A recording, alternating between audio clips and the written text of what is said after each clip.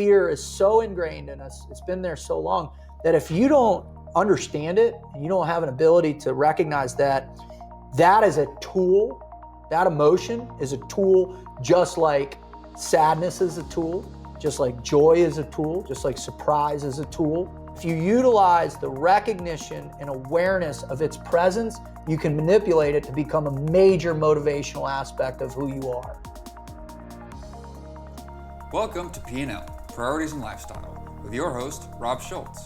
Rob is the founder and president of Schultz Wealth. All opinions expressed by Rob and his guests are solely their own opinions and do not reflect the opinion of Schultz Wealth Limited. This podcast is for informational purposes only and should not be relied upon for investment decisions.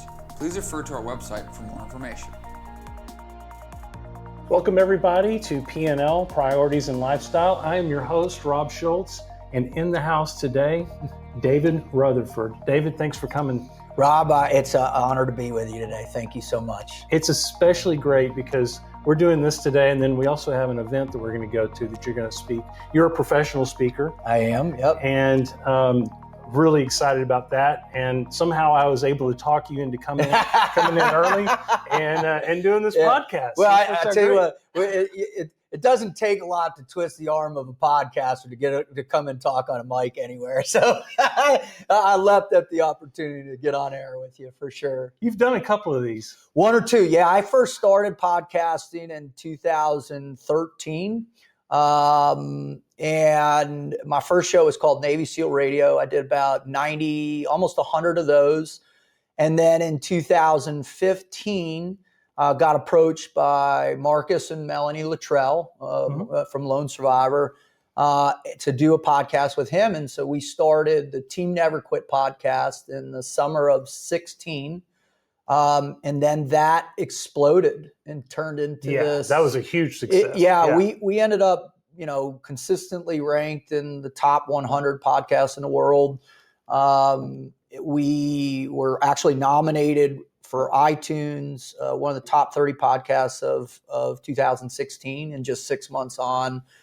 We amassed, when I left after 3 years, we'd amassed about 20 million downloads. So that was really the place where I, when podcasting exploded and I really got my experience, if you will, in terms of interviewing, the structure of a podcast, and really developing content for the audience that you're specifically targeting, right? I mean, that's the key, is to understand your audience. And then once I left that, I restarted my own podcast, and this time I called it the Froglogic podcast, and have been doing that ever since. Took about a year off last year because I just hit a point after about 15 straight years of content creation. I was burnt out. And well, you did a lot of speaking engagements last year too, though, right? So you made it sound like you just kind of kicked back and didn't do anything. But you had, how many speaking engagements did you do? Total, it was I think it was about 141. Okay. All right. Yeah, so you weren't just kicking back. No. I think it's funny because I also I left social media as well too. I'd gotten locked out of social media about a month and a half before the 2020 elections, and was so dejected by the censorship that was taking place, and still to this day I don't have any idea why I was locked out at all. I sent over 300 requests, and anybody who'd ever followed me or paid attention to my podcast or my content, man, I'm not a political guy. I'm a performance guy. I believe in motivation. I believe, I don't see the world in colors or identities. I see the world as humans wanting to perform at a higher level, and it just happened. And so again, that whole thing kind of thrust me into this space where it's like, man, I need a break. I need to take a step back, reevaluate. Just who I am really was a deep moment of introspection, and then also reflect on where I wanted to go with the content that I believed in, the content that I had been developing for, you could say, 30 years, and then to restructure it, reformulate it, and then bring it back out. And so this year is a big year for for me to jump back into the social media scene, back into the podcasting scene, and as well as the speaking. And you're going to start right here with with Schultz. you. Right this here. is it. Beginning of the year with Schultz. That's right. We are that's going right. in. That's man. right. Yes, you are day one, right? That Day one, is week awesome. 1. Yeah. So, I'm so excited. yeah. And, Thanks for having me. It's great to have somebody with so much experience. I think this might be episode 41, 42. Great. So I'm not quite at the same level. Oh man, you seem great already. You're good. I'll tell you what though, I went kicking and screaming into this podcast thing. I was like, I do not want to do this, and but I've loved it. It's a great way to get a message out, and like you said, we are very focused on a pretty small group, just kind of closely held business owners, and it's been a fun ride so far. I think the greatest thing for people that are getting into the space is to realize, and this is something that really can capture your attention if you let it, to not to measure yourself against anybody else, right? You're not doing this so you can be Joe Rogan. You're not doing this so you can be Malcolm Gladwell. You're not doing this so you can be any one of the top business people that have expansion. You're doing this to serve a particular group of people who are interested in what you have to say. And then the other component is, and I'll take the Pepsi challenge with podcasting against any other form of media out there. People are interested in long form conversations. That's the way that we develop our relationships in our lives. That's the way that we best digest information. And that's the way that I think people can have the ability, if you will, to siphon through with the appropriate filters the information that's being delivered, right? They can know, if you're full of it, they know it. And absolutely. And that's what's right. key. Yeah. They want to hear people that don't try and proselytize on information that they don't have any business talking about. They don't want people, although some people are like the fantastical interviewers, kind of the mythological narratives that are being portrayed in many different places, but they just want good conversations between people who believe in what they believe, and that's it. And you're doing that. So that's awesome. That's what we're going to do. I love what you said about, we can fall into the trap as leaders, as just humans, to compare ourselves to others. Absolutely. It's built in. It's actually It's actually built into our wiring, right? We have this idea of reciprocity kind of built into our consciousness, where if we want to know that if we're going to put something in, we're going to get something out. And a lot of time, the metrics of those hierarchies are a derivative of our ego. And if you're putting something in and you're not getting the same metric out, then we somehow want to chastise ourselves, or or in many cases, we blame the external components of the particular environment we're operating in as the thing that's quashing our ability to succeed. Instead of looking at ourselves as, well, is my content actually good? Am I saying stuff that's meaningful? And then most importantly, to my audience, and this is the big one, and this took me a long time to figure out, what does your audience want to hear from you? What do they believe that you understand? And if you can continue that relationship between your audience and developing that rapport, because that's what it is. It's a rapport with an audience. I mean, think about comedians, right? How do comedians gain notoriety, right? They have this rapport with the audience, right? And the rapport is like, hey, I just threw down, $100 to come and see you. Can you make me laugh? And right, we all come in with these pre-existing interpretations of what we think we're going to see or hear or experience or feel. And then that comedian just breaks down those barriers to the next thing you know, you're hunched over cackling, and you're letting, the most vulnerable place you can be, which is in laughter, right? That total exposure of, your release of all these external stressors. Man, and then all of a sudden, now next time that guy comes into town, you're going to see him again. You're going to follow him on social media. You want to see all his specials. And that's connection. That's that connection. For sure. And just always trying to improve. And that's kind of what your message is about. I believe, is it is just really trying to, and it sounds like that you live it. You have a amazing background, Thank which you. I want to get into a little bit, and yet still always pushing yourself, trying to be better, doing the things to be excited, have the amazing energy that you have. Thank you.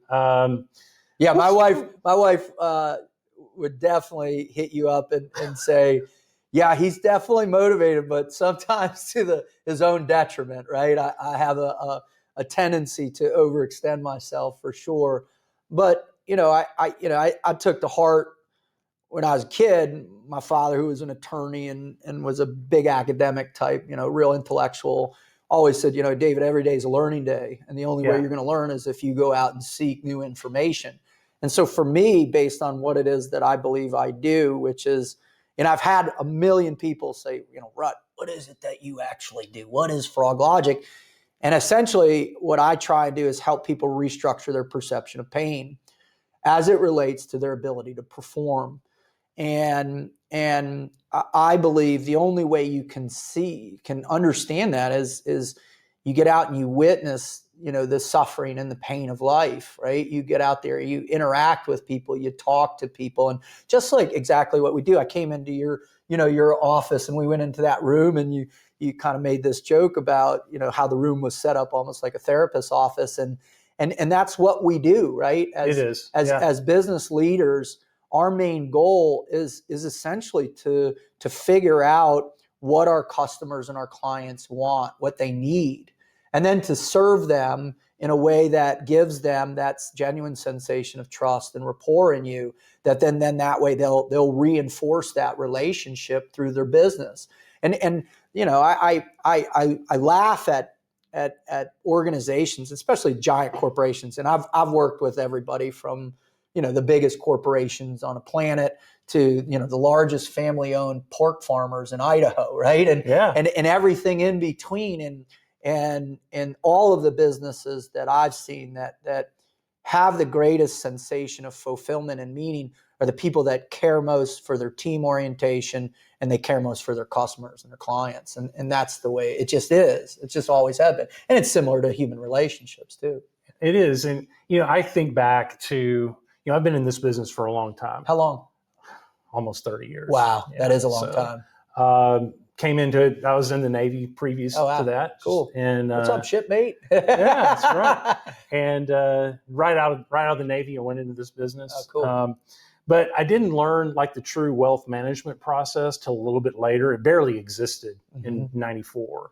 And I remember when I first started learning how to run a meeting in a way where you're actually trying to improve somebody's life, which was a new concept for our industry at the time. It really was.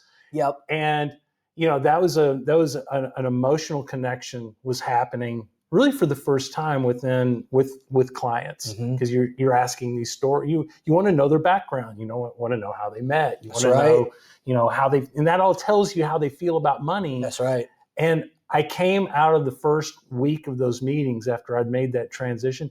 I was exhausted. Oh, I bet. I was so tired from really trying to get down to that emotional level. Yep. Now I'm used to it. I think it's something you can train yourself to There's do. No doubt. But initially, that pain that you talk about, being able to understand somebody's pain, some of their experiences and so forth, right. It's just something that I think our brains try to protect ourselves from. There's no doubt. And in fact, our all the work that I've done in particular with what's known now as operator syndrome. And for the last 20 years, we have been engaged. We were engaged in a 20-year sustained combat environment, both in Iraq, Afghanistan, Africa, and some other places. And so our special operations community, who are the ultimate alphas, the ultimate A-types, the ultimate performers, especially the tier 1 guys, right? They're at a whole nother level of performance, the Delta guys and the SEAL Team 6 and some other groups that are out there.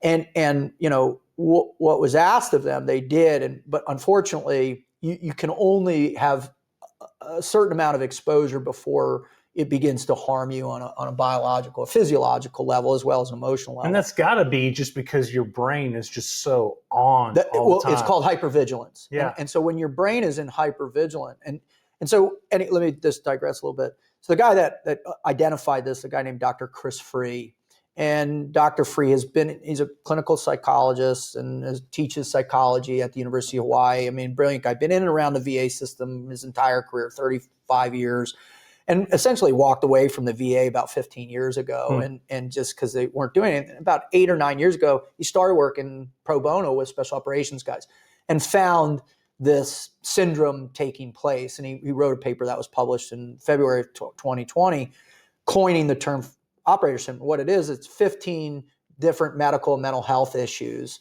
that, this constellation of challenges that our operators are suffering from long-term exposure in these types of training and combat environments. And I introduced that as an idea to say, hey, performance is a very complicated thing to try and deconstruct and pretend on an individual level. What Rob about you is going to make you the top performer? Well, there are certain programs that'll do that, but where is the high end for your performance threshold? Where does it become? Where does it to where you become? You start to descend into destructive. Destructive systems. And apparently your wife and my wife kind of know where that is. That's right. That's 100% right. Shelley does the same thing. She's like, hey, whoa. And that's programming. Take this down a right? notch. That's programming. That's not only programming from, the playing sports from the time I was 4 years old all the way through college. I played collegiate lacrosse at Penn State, to going immediately into the SEAL program and then that indoctrination, and then Blackwater, and then the CIA. And so, this conditioning that sets forth, it is one of those learned behavioral traits that I've fused into my subjective perception of reality and how I maximize and create my own potential. Right? I take these ideas that have been just learned, that I've witnessed, that I've experienced, and they're all I guess at its highest order, they're all a derivative of how much pain I was willing to endure. So give me an example of that. Okay, perfect idea. As a D1 athlete, I thought showing up at Coronado, going through buds, I was just going to smoke everything. It was just going to be easy for me. Well, within the first week, the first soft sand conditioning run we did when I showed up was somewhere around 8 miles. And I don't know if you've ever run on soft sand before, but it's a debilitating experience because when you step, your heel and your foot give, and so you're not. So instead of a push on a solid pavement, it's a push and give, and so it requires all hip flexor and quad to pull your leg up and put it down, and pull your leg. Well, you don't know this when you show up there, and so you're trying to run like you're on land. So you're exhausting yourself. Now, all of a sudden, you get in the goon group, which they call it the goon group, and that's the people who lag behind with the instructor up front. So everybody's in a group. Now you're getting a beat down in the ocean, on the water, push-ups, 8-count bodybuilders, chase the rabbits, all while you're on this run. You're getting a beat down. This thing goes on for 2-3 hours, and that's the first evolution I did. So that's just bombarding just every sense that you have. Like, what did I just get myself into? Mm-hmm. I'm not prepared. I can't keep this up for 7 months. My body's not going to endure this. The instructor's yelling. I can't handle that. I mean, it shatters your entire construct, your whole foundation of what you believe are your limitations. And that's a profound moment for any individual. And it's designed to do that. 100%. And so why? Why is it designed to do that? And what does that do, I guess, from a benefit standpoint for a performance level? The same way that once you realize this is a relationship business, or the future of where it turned, right? Okay. 87, I think, was a big year where the industry changed, right? Okay. Right? Yeah. Then it was like, all right, then there were some interesting things that happened before then, but really all of a sudden it's like, hey, no, it's not about just stocks and bonds. We got all these other things that are all these new products coming on the market. It's more so along the line, hey, we're gonna help people manage the most important thing in their lives other than their families. And what we're managing is all tied to how they engage with their families, right? right? There's Absolutely. two fundamental things that are known to be true that are inescapable within the human condition, and that's, your death and paying taxes, right? And so I know that's kind of a loose joke, but the effort we put forth to earn a living in order to generate a plan that we can take care of our family, not only this generation but future generations, man, that holds the same virtuousness that you taking care of yourself and how you live your life, right? And it's all within how your brain functions internally and from a biological level, right? The different regions of your brains that process those different experiences. Well, when you look at these great lessons and the lessons you've learned the best way in your life, it's been the hard lessons. So that first week you were exhausted because it was so hard. You had tapped into different spaces intellectually, emotionally, and hopefully spiritually in a way with that devotion to your clients, right? And those are the greatest FAs. And last year I was probably loosely around about 5,000 advisors last year in all the different events I did. And many one-on-one sessions with teams and individuals and coaching calls and all this. And the greatest guys I saw, the ones that cared the most about their clients, and the clients felt that, because there's a lot of choices out there for you, just like in other businesses, right? It's a competitive market that we live in this space. Now, I think there's a lot of opportunities within the trade world out there for sure to kind of step in with, but certainly within financial services or tech services or personal training, whatever it might be, there's a lot of competition. So what pain are you willing to endure to expand your potential, which is essentially performance, right? If you look in your mind and you say to yourself, all right, I want to be the best advisor I can be, all right, what is the metrics that you're going to first use to generate what that image of yourself in the future looks like, right? By using metacognition. Then it's like, all right, what am I willing to do to get there? What programs am I willing to expose? What am I willing to do? How hard are you willing to work? That's right. How hard am I going to work? I remember growing up with my dad, and my dad was not the guy. My dad certainly did a lot with me one-on-one. He did as much as he could. But my dad, when he was growing his firm, was working 7 days a week. Yeah. I remember vividly from, 4 to 8 or 9 being in his office on weekends while he was working on cases or whatever he was doing. And so that I think that set a real tone for me that, that, hey, if you want to achieve something, you got to put in an effort that's higher than that makes you uncomfortable. Thus the idea of pain, right? And that the positive application of pain. I think I know I heard that more times in the Navy than I've ever heard anywhere else, by the way. Yeah. I remember a chief petty officer saying that. He's like, if you are comfortable, that's a problem. Mm-hmm. Mm-hmm. It's very much a part of the culture all the way through the Navy, I believe. That's right. To be like, hey, if you're comfortable and kicking back, guess what? Something is about to come out and get you. Well, you even had it before then too. There's no doubt. I mean, growing up, you played sports, I'm assuming. And I'm sure someone in your family made those comments. I mean, these are statements that are used in our vernacular, or whatever. Early bird gets the worm, right? Or an honest day's work for an honest day's pay. It is. Right? And here's something. Let's bring it back around to our closely held business owners, because this is something that we sometimes fight once we achieve success. Mm-hmm. You've achieved success. I've achieved success.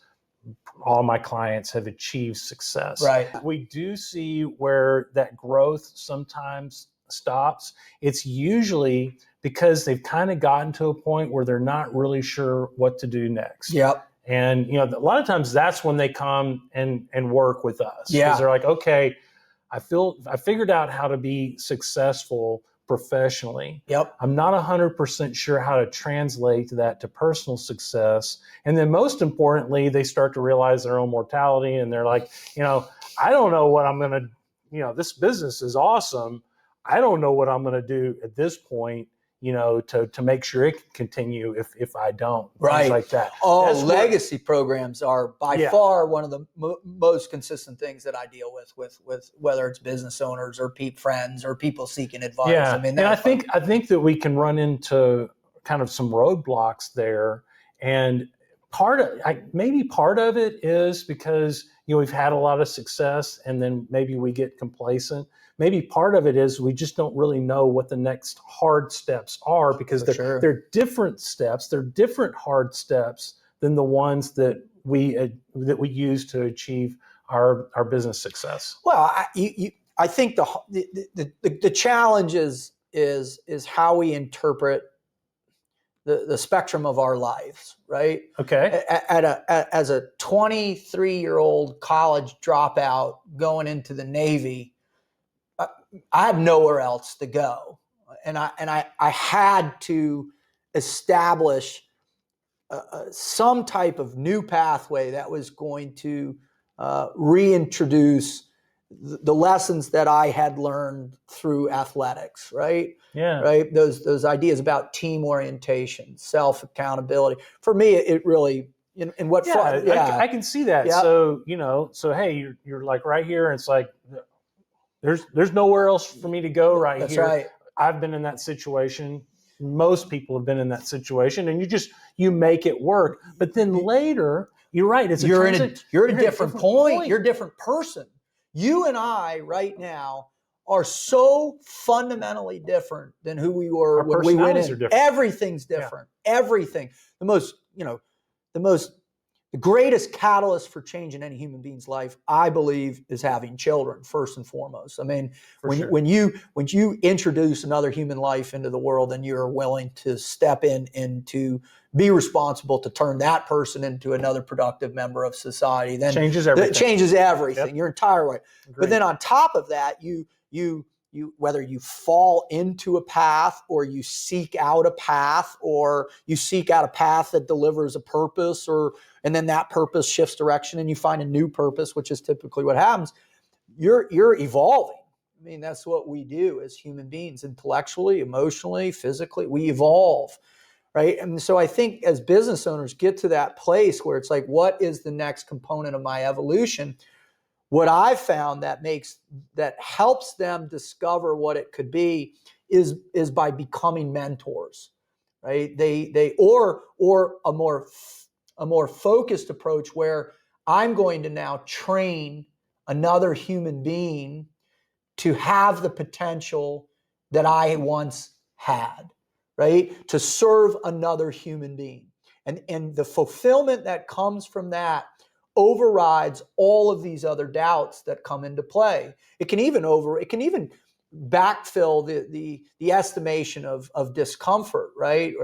Like David, you just described exactly where I'm at. That's right.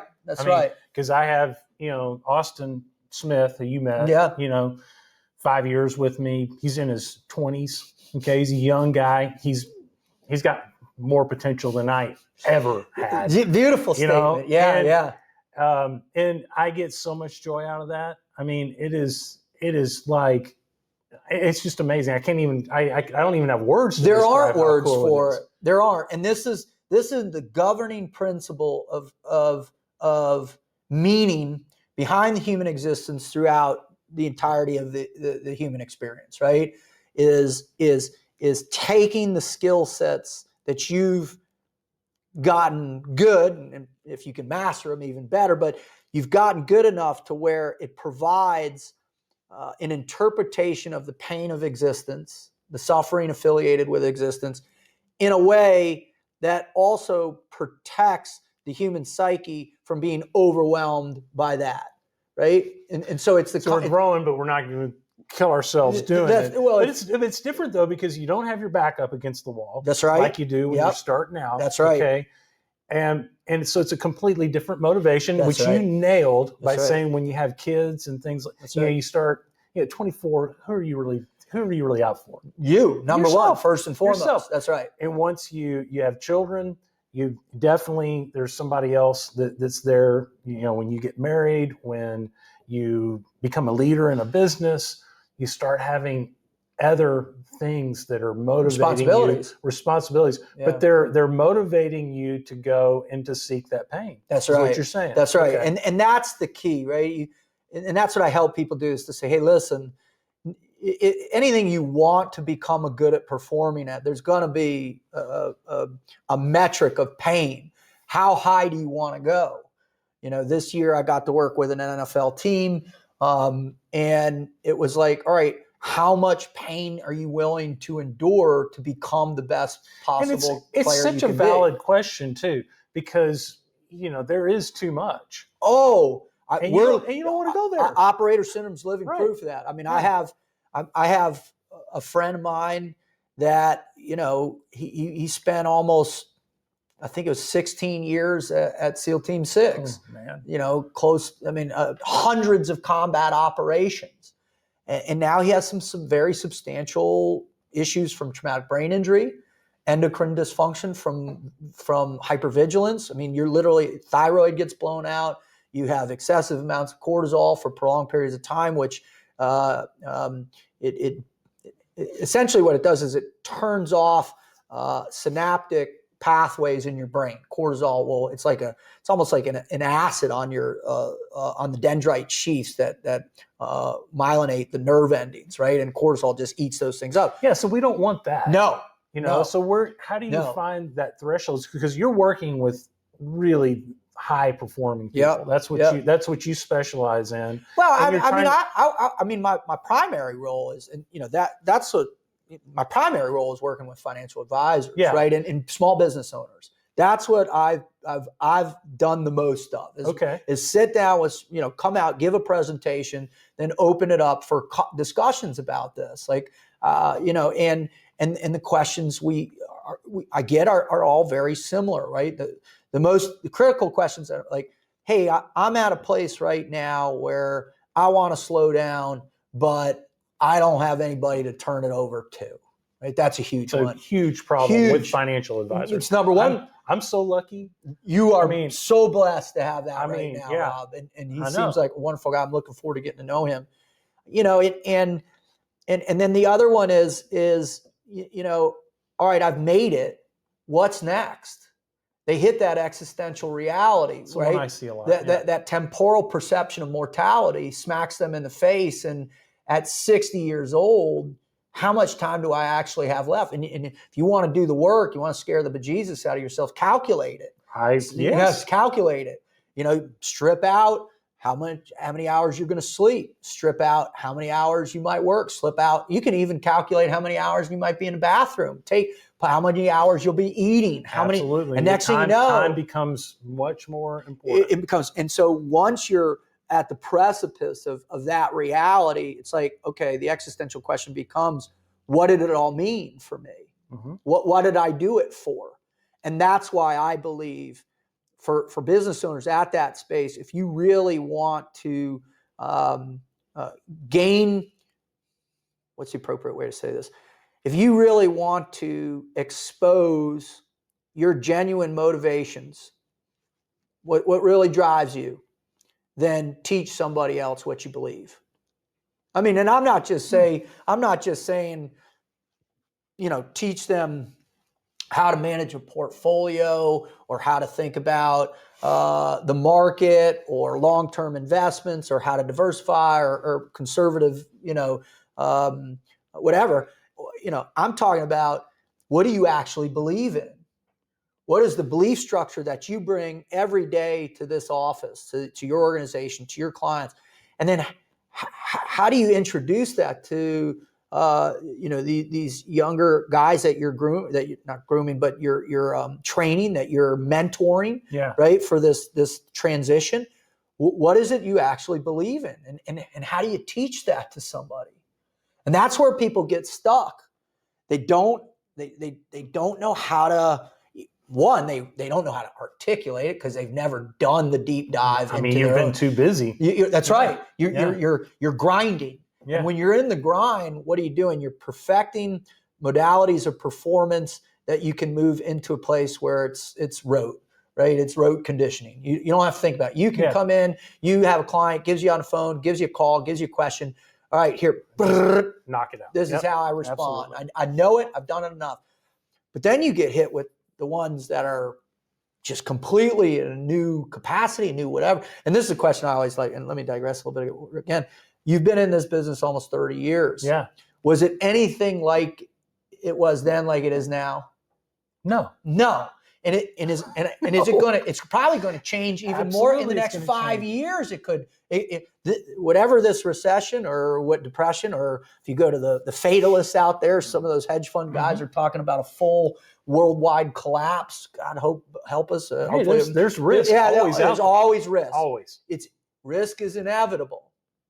And so, what is the thing that when risk hits us? And that's the risk of sharing your belief system. It's the risk of business. It's the risk of hiring new people, investing in new people.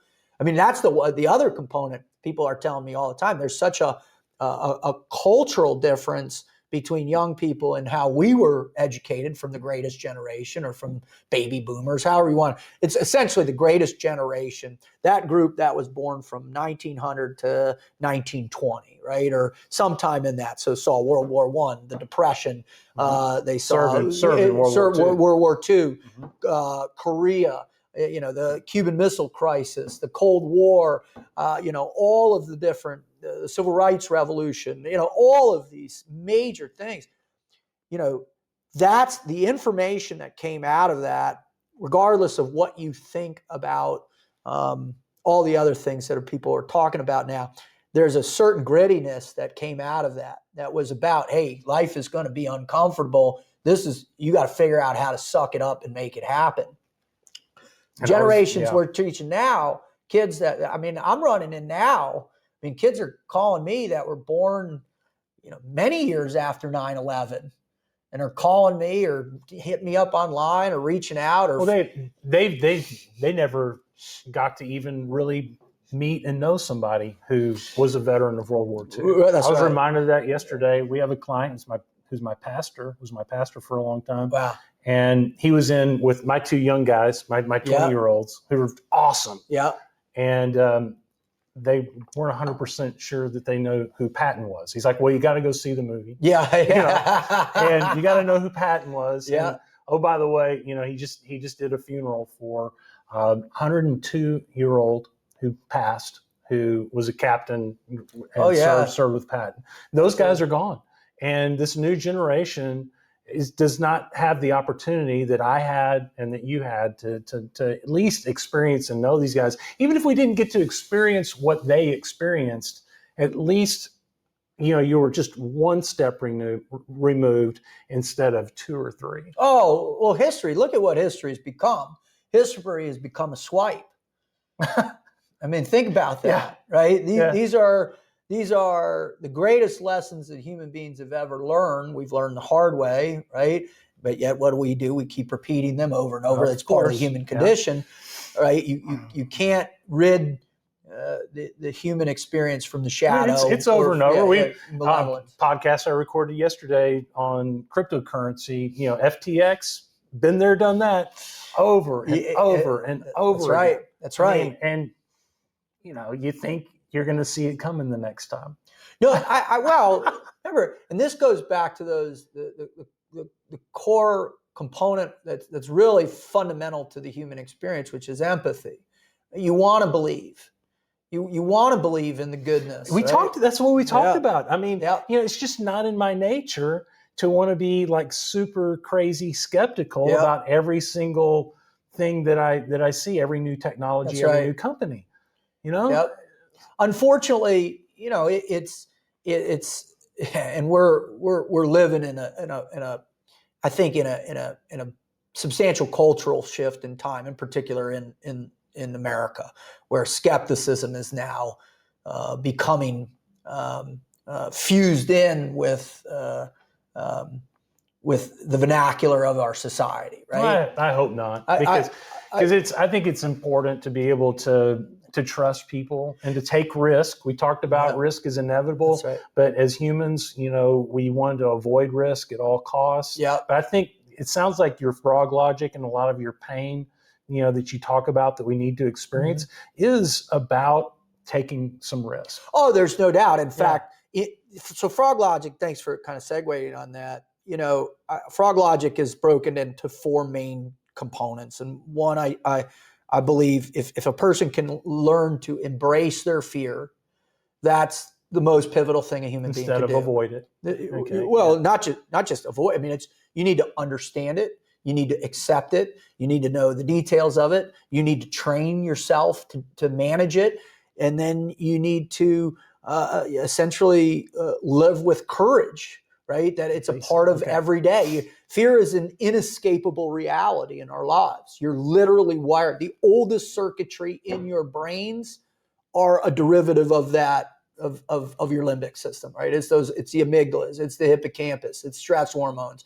I mean, it's been around forever, as long as there was a particular desire not to die, right? Survival. And that's where the limbic response is. Yeah. And so they just 2 years ago found out that there's an actual dedicated circuit for snakes. There's an actual dedicated circuit for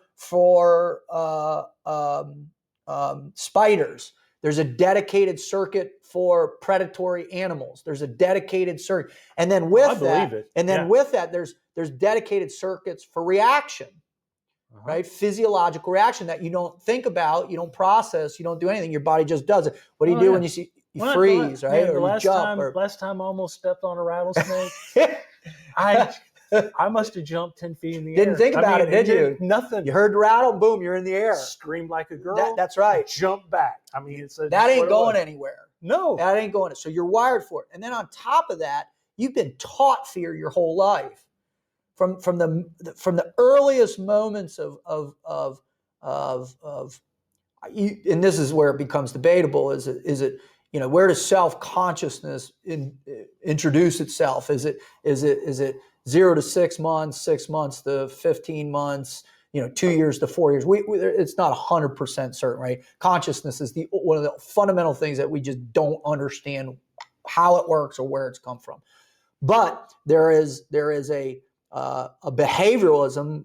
When you look at Piaget and you read B.F. Skinner, there's a behavioralism that warrants an understanding, right? You watch a child and they can understand certain tools that will warrant their survival, right? And then it becomes repetitive. Okay. Then we repeat those behaviors. Then all of a sudden, now the repeated behavior, the observable and repeatable behavior that we introduce, now all of a sudden, what do we start doing with our children? We attach lessons to it, right? Mm-hmm. Sharing is caring, or don't go near strangers. We start, don't touch that, that'll hurt you. Don't cross the street before don't fear. Right. Look at our world today. We're living in a perpetual fear experiment that is just being promulgated in every direction, coming at us from every single way we look at, whether it's used in a lot of ways to manipulate our decisions. 100%. Yeah. And that's a whole. I'm not even suggesting the nefarious nature of those types of psychological operations. But what I am saying is that within the human condition, we have to teach fear as a preparation for that monumental shift to where we want to develop our own identities. Because what is that all about? It's all about taking a risk, right? That 12 to 15-year-old shift where, Dad, I love you, but man, I know better. Mm-hmm. I know what I need to do right now. And you're like, don't do it. I'm telling you, this is what's going to happen. Then they go out and you're like, why didn't you listen to me?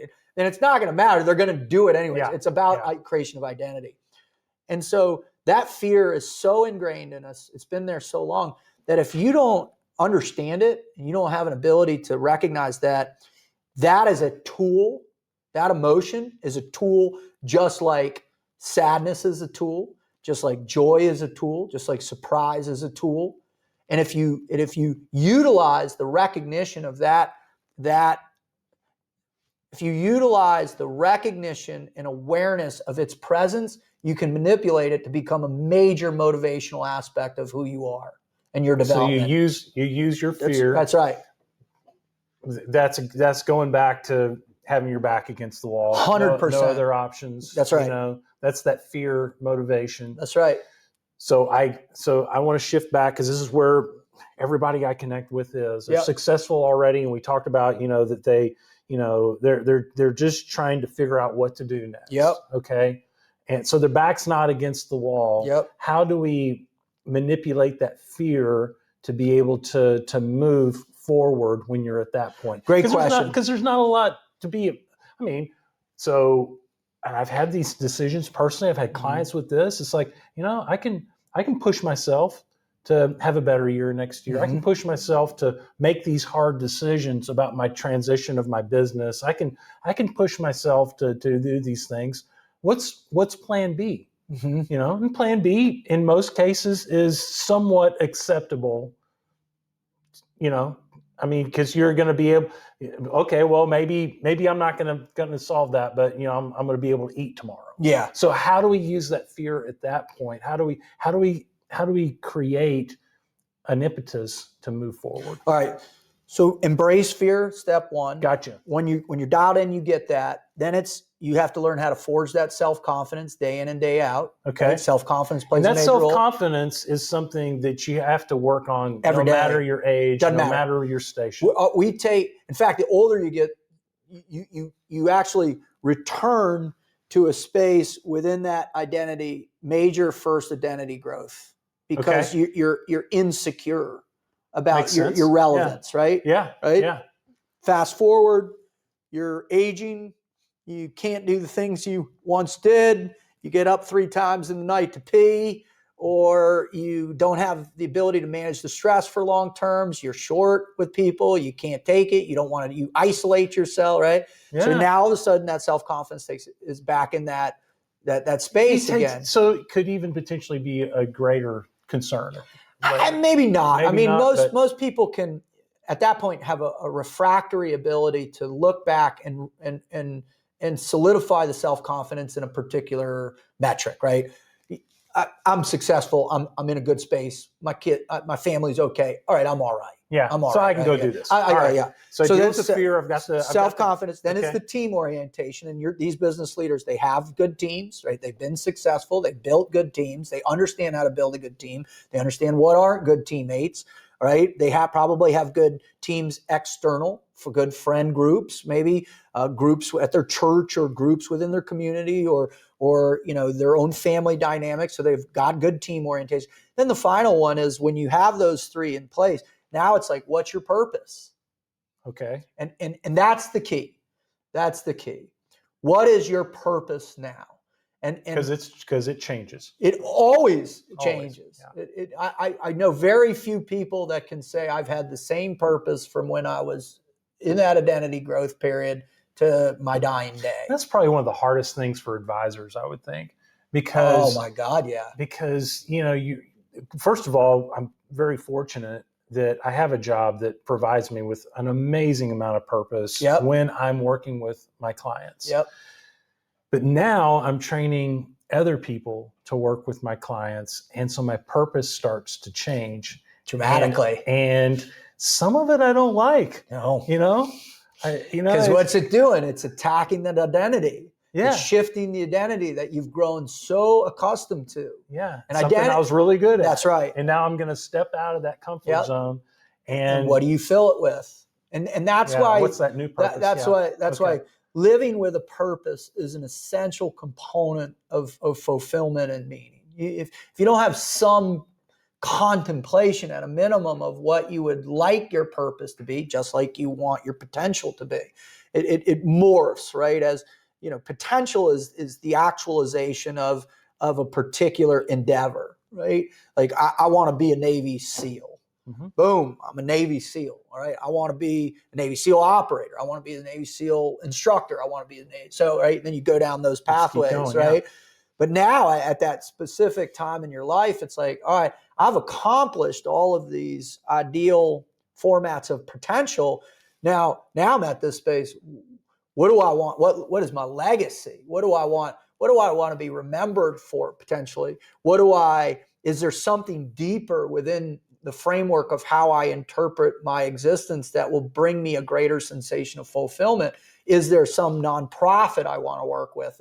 Maybe I want to pull homeless people off the streets, or maybe I want to set up a foundation in my uncle's honor. That's all the stuff that we work with. It gets really complicated and hard. Very much so. Because trying to just even know what that purpose is yourself, and then trying to extract that from a client can be very, very difficult because they don't know yet. Well, that's why you got to search for it. Yeah, you got to. And so, and when I teach my one seminar called Live with Purpose, I break everything down in mission orientation. So embrace fear, forging self-confidence, live a team life, live with purpose. That's 22 total missions, right? Okay. And it's roughly about, the way I like to set up is 22 months, right?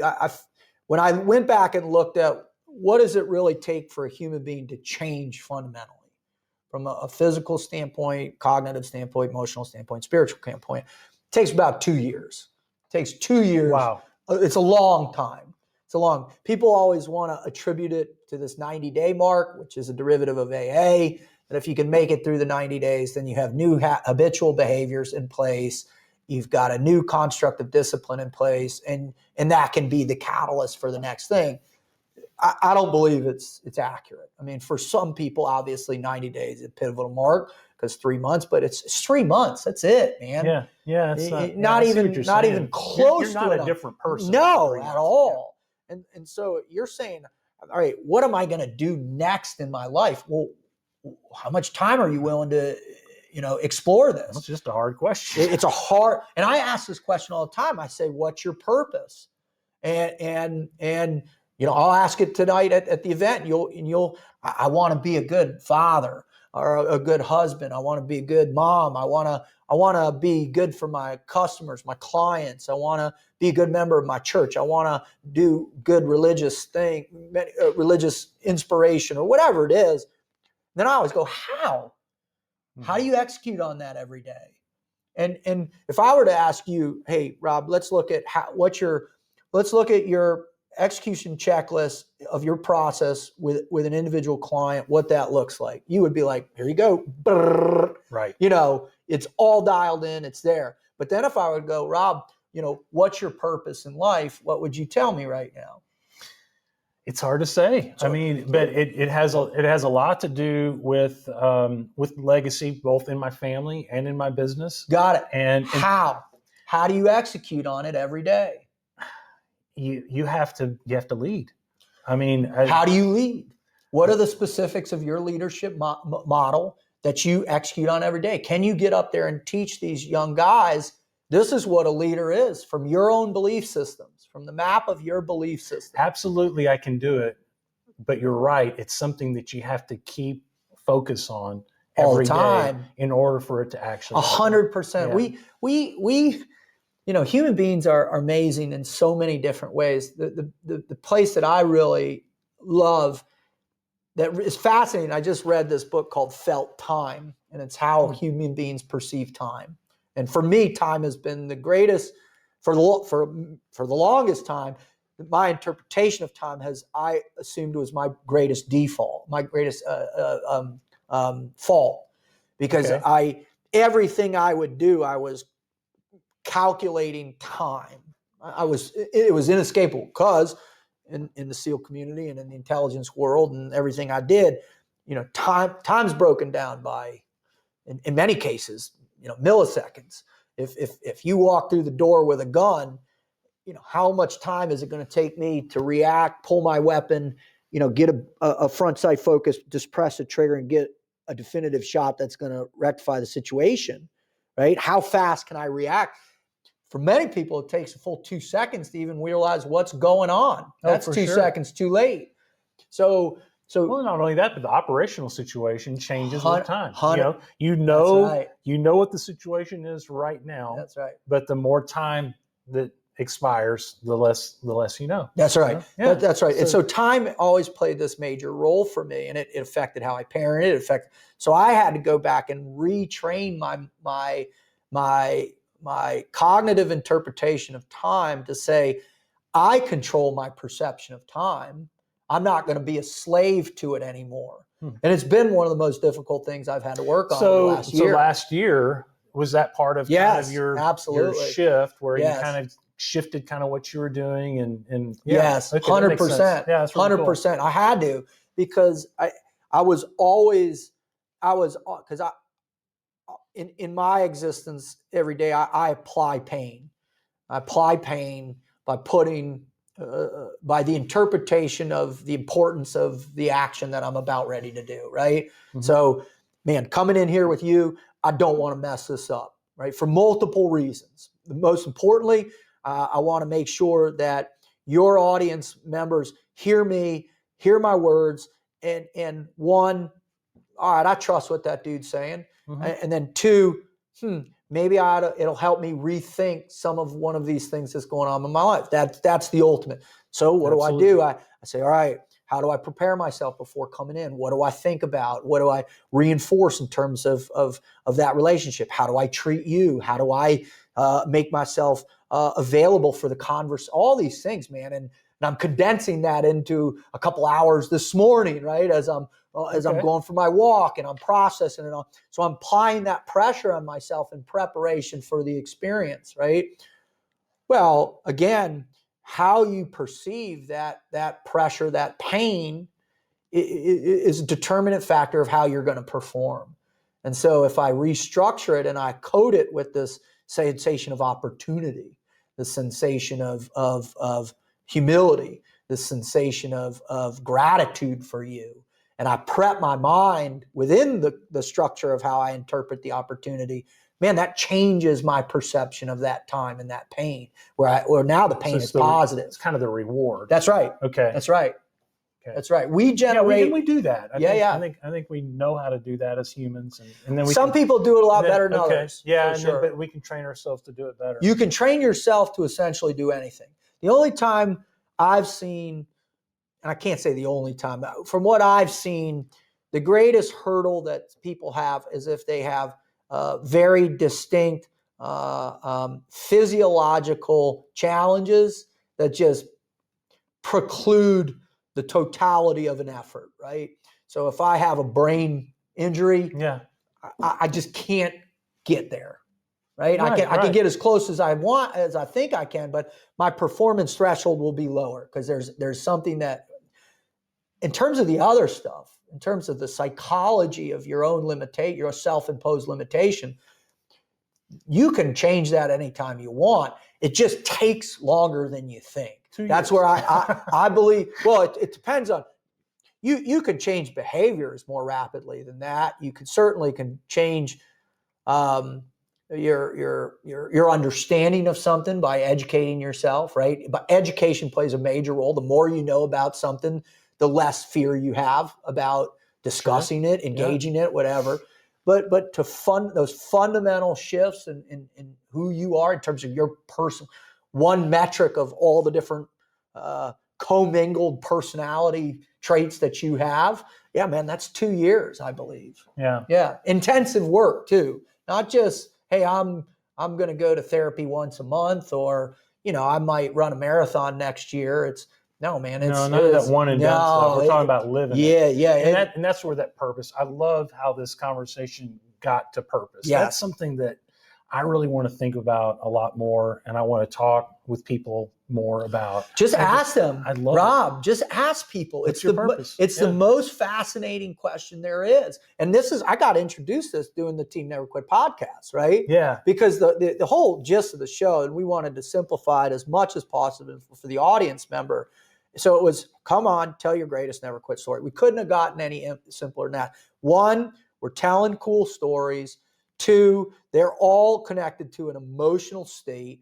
And three, they had a profound impact on the individual that then if we do our jobs correctly, there can be a takeaway that the audience member can incorporate into their interpretation of reality, That's right? awesome. It was the most simple way we could do it. Well, what I started to learn was, because prior to that, I have to admit, I used to believe that, essentially there's two kinds of people in the world. There's trained and untrained. And those that are unwilling to go train themselves are perpetually at a disadvantage. Sounds like a SEAL mentality. It's built into this. That's the total special operations mindset.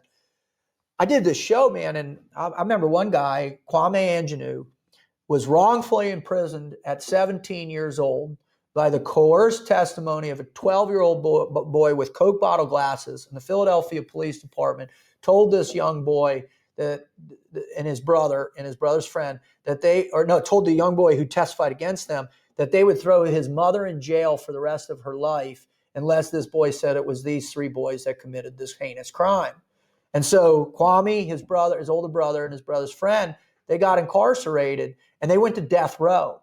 And Kwame spent 12 years on death row, and then finally got out after 27 years when the Freedom Project gave him lawyers and they were able to disprove what had happened through whatever evidence. And his older brother and his friend, they stayed in for 35 and 37 years.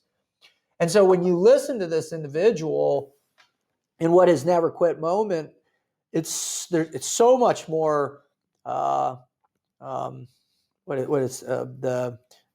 real. Real. That's what it is. Yeah. It's something within the framework of how you feel it, right? You hear the story, you hear the words, you hear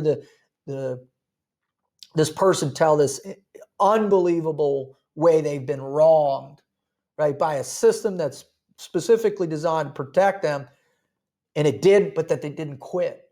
That somehow he found the purpose to continue fighting, get out, and now have whatever life he has now. And so there's lessons in all that. So what I try and help people believe is or come to understand is that your purpose is closer than you think. You just have to go back and revisit the belief systems that got you to the place where now you want to seek out what your purpose is. Reflect. That's right. Yeah. It's reflection. Yeah. We don't do a lot of that. No, we don't. No. We don't do enough of that. And that's a great challenge. In particular, one of the things I do love about the modern generations is they have much greater aptitude to want to evaluate their emotional state, right? Let's talk. I want to talk about this. Unfortunately, it can be to the detriment of they become paralyzed through analysis, right? Instead of saying, hey, at some point, no matter what, it's going to be painful, and you just have to accept that. That's just part of life. The pain is going to shape you. You have to lay yourself out on the anvil of life to discover what your ultimate purpose will be. You have to be forged in that fire of suffering. It just is what it is. And I'll take the Pepsi challenge against any Buddhist monk that's out there or some person that sits in the lotus position and walks on coals or whatever. And I've tried all that. I've desperately tried to find some interpretation of peace in a way to be able to apply that on a daily basis. And what I believe is that you garner the most peace from the recognition that the greatest pain didn't destroy you. And got you where you are. need to That's go. right. Yeah. That's right. And fulfill your purpose. I think so. Man, that's awesome. Yeah. David, this has been great. We just kind of talked and you threw down so many things. I'm going to personally have to listen to this a few times. Awesome. Take some notes. Yeah. I hope everybody enjoyed this. I know they did. Thank you very because much. These are just great grains of advice that apply so much in so many different aspects and all the way through our lives, and especially this point where I find myself dealing with folks after they've already been very successful, and it's now what? And using kind of some of your advice is just Can I say one more thing? Yeah, absolutely. As human beings, there's some wonderful research out there that shows that if we just have a little bit more faith in each other, if we just have a little bit more faith that there's a deeper result that can take place in a positive way by going into each other, by diving into this with each other a little bit more through those interactions, those exchanges. And they're life-changing. That's where life changes. That's right. And as long as we have the willingness to share those experiences, it ultimately becomes the articulated framework that we use to realize our greatest potential and find purpose. I love that. Yeah. That's great. Yeah. Thanks so much for being on today. If people have questions or want to contact you, what can we put in the show notes? You can follow me on Twitter at Team Froglogic on Twitter. I'm back on Twitter. I'm experimenting that. Yeah, it's a weird thing to do. But I'm enjoying it. I wish there wasn't as much vitriol going on, but again, I'm going to try and bring some critical thinking back to this a little bit and some positivity through the pain. Very good. And then, or you can go to my website, teamfroglogic.com. We're doing a website redesign now. And our hope is in about 6 to 8 months, we're going to have a Froglogic app for iPhone and Google phones. And there it'll be just a perpetual onslaught of motivational performance. Man, that's material. great. Yeah. Everybody, the great David Rutherford. Thank you. It's too much. That was fantastic. Yeah, Thanks so much for being on. I want to remind everybody that we do this every other week, and hoping to top this, and it's going to be tough. But thanks so much for dialing in, and everybody have a great week. Take care.